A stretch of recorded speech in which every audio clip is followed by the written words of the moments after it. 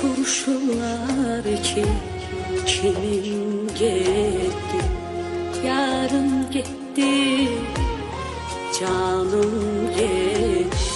Hayatta sirdaşım, yarım gitti. Elə mənim canım, dostum gitti.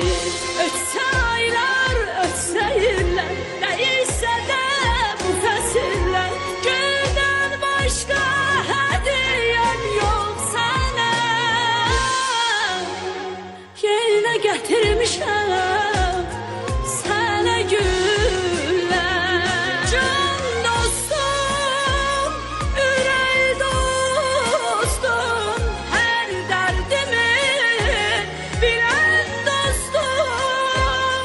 Mən gəlmişəm məzarına, nə olar oyan, oyan dostum. Can dostum, ürək dostum, hər dərdimi bilən dostum.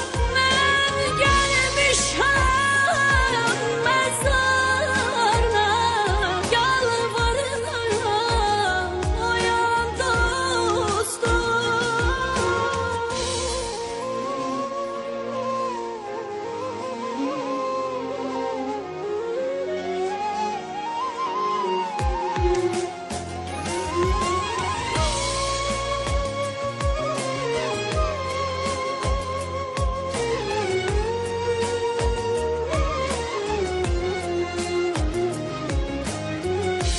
Edirdim sənə necə etibar, məni yarı yolda qoyub niyə getdin? Mən ki səndən heç doymamışdım, sən məndən nə tez duyub getdin.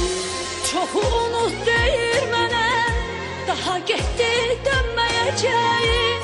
Sənə sarılan deyil o, gəlib səni öpməyəcək. Can dostum, ürək dostum, hər dərdimi bilən dostum. Mən gəlmişəm məzarına, nə olar oyan, oyan dostum. Can dostum, ürək dostum, hər dərdimi bilən dostum. Mən gəlmişəm məzarına, nə olar oyan, oyan dostum. Başın sinem üsteydi, o ne güzel günler idi. İndi yerimiz ayrı düşün, başım sine başına düşüp. Sevdiğim, artık benim için her şey bitti.